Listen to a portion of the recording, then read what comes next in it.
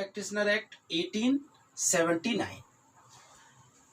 Legal practitioner act 1879 इसलिए अस्तित्व में आया, और इसका अस्तित्व में आना इसलिए बेहद जरूरी था क्योंकि अभी तक एक समस्या थी कि भारत में दो तरह के विधि व्यवसायी अपना विधि व्यवसाय कर रहे थे। एक वो जो फॉरेन से आए थे जिन्हें बैरिस्टर कहा करते हैं, एक वो जो भारत के हैं, लेकिन क्लियर डेफिनेशन किसी भी एक्ट में कहीं भी नहीं दी गई। यहाँ लीगल प्रैक्टिशनर एक्ट 1879 में क्लियर डिफाइन किया गया, आप यहाँ देख रहे होंगे,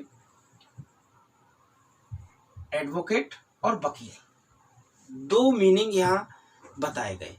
एडवोकेट उन्हें कहा जाता था जो आयरलैंड और इंग्लैंड से बैरिस्टर की उपाधि लेकर आते थे, उन्हें एडवोकेट कहा जाता था। और वे लोग जो भारत में रहकर भारत के ही किसी विश्वविद्यालय से विधि की उपाधि प्राप्त करते थे, उन सभी को हम वकील कहकर पुकारते थे। अब एडवोकेट को दो नाम दिए गए, एक एडवोकेट, एक वकील। वकील यानी कि इंडियन एडवोकेट, और एडवोकेट यानी कि आयरलैंड या इंग्लैंड से बैरिस्टर की उपाधि प्राप्त करके जो आया हो, या स्कॉटलैंड के लॉ फैकल्टी में एज ए मेंबर रजिस्टर्ड हो, उसे हम बैरिस्टर कहेंगे, और वो बैरिस्टर यहाँ एडवोकेट माने जाएंगे। यह व्यवस्था लीगल प्रैक्टिशनर एक्ट 1879 में की गई। अब क्लियरली दो जगह मेंशन कर दिया गया कि कौन एडवोकेट होंगे और कौन वकील होंगे, और जिससे ये पहचान हो सके कि who is the Indian, who is the foreigner.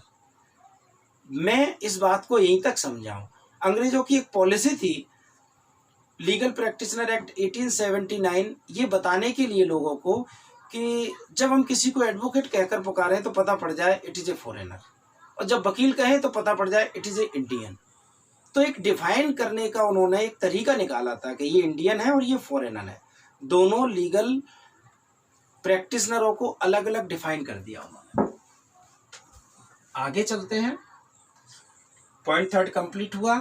Point fourth, Indian bar committee 1923 and Indian bar council act 1926। Indian bar committee 1923 का गठन एडवर्ड चामियार द्वारा किया गया था।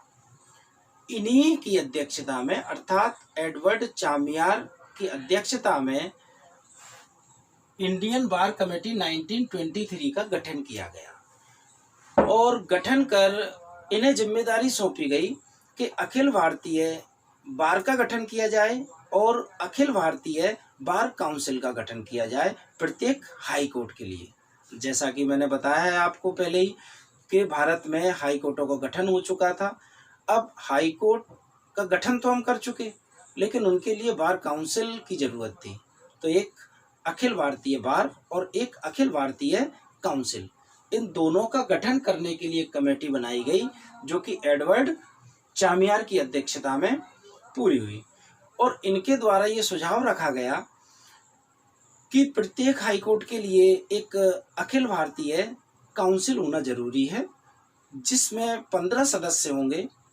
अध्यक्षता ये स्वयं करेंगे। 4 सदस्य हाईकोर्ट द्वारा मनोनीत किए जाएंगे, और बाकी 10 सदस्य उस हाईकोर्ट में प्रैक्टिस कर रहे एडवोकेट्स में से चुने जाएंगे। एक व्यवस्था ये की गई, और इसी आधार पर आगे चलकर बार काउंसिल एक्ट 1923 गठित किया गया।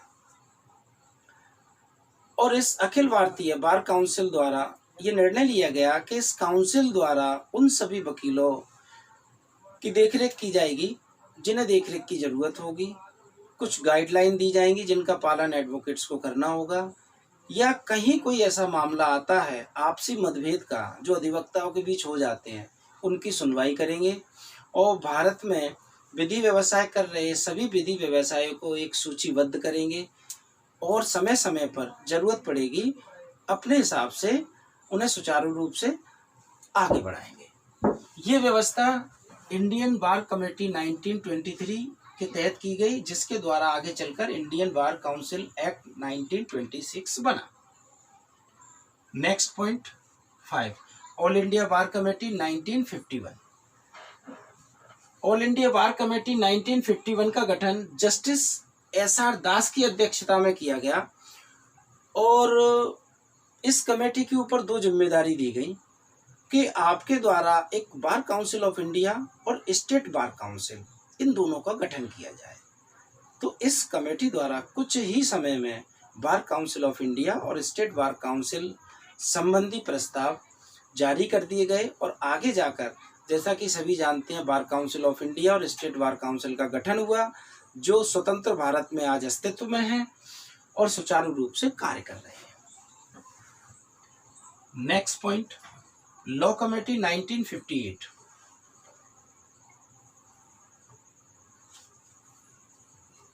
ये मैंने गोल घेरे में देखिए कुछ बताया है। लॉ कमीशन 1958, इसके द्वारा एक नई बात अस्तित्व में आई। लॉ कमीशन 1958 में एक नई बात इस आयोग द्वारा कही गई। विधि आयोग ने ये प्रस्ताव जारी किया कि भारत में बैरिस्टर और वकील 2 नाम हैं। हमारे हिसाब से अर्थात विधि आयोग के हिसाब से बैरिस्टर और वकील के स्थान पर सीनियर एडवोकेट और अधिवक्ता, ये 2 नाम होना चाहिए। ये प्रस्ताव जारी किया। इसके बाद पॉइंट 7 एडवोकेट एक्ट 1961 अस्तित्व में आया। जैसा कि आप देख रहे होंगे गोल घेरे में सीनियर और जूनियर, इन सभी के बाद लास्ट में एडवोकेट एक्ट 1961 अस्तित्व में आया, जो कि आज की वर्तमान परिस्थितियों में भी अस्तित्व में है और उसी के तहत अधिवक्ताओं संबंधित सारे नियम और कानूनों का व्याख्यान किया जाता है। इस एडवोकेट में अब पुरानी सारी परंपराएं समाप्त कर दी गई कि कौन बैरिस्टर होगा, कौन एडवोकेट होगा, कौन वकील होगा, कौन अधिवक्ता होगा, किसको प्लीडर कहेंगे। यहाँ 2 रूपों में विभाजित कर दिया गया। Number 1 senior advocate, number 2 junior advocate या अधिवक्ता। सीनियर एडवोकेट से तात्पर्य जब सर्वोच्च न्यायालय, सुप्रीम कोर्ट और हाई कोर्ट की राय में किसी विधि व्यवसाय के बारे में ये मत हो कि ये एक्सपर्ट हैं और विषय विशेष में ख्याति प्राप्त हैं, इनका ज्ञानार्जन कहीं हद तक ज़्यादा है, तो ऐसी स्थिति में उन्हें as a senior advocate declare कर देंगे, अदरवाइज बाकी सभी एडवोकेट कहलाएंगे। यह व्यवस्था एडवोकेट एक्ट 1961 में की गई। प्रिय बच्चों, आज का वीडियो लेक्चर मेरा यहीं समाप्त होता है और जैसा कि हम पिछले 3 दिन से पढ़ रहे हैं कि what is the legal profession and define it's historical background in India, वो आज समाप्त होता है। एक कंसेप्ट इंडियन लीगल हिस्ट्री का आज समाप्त हुआ।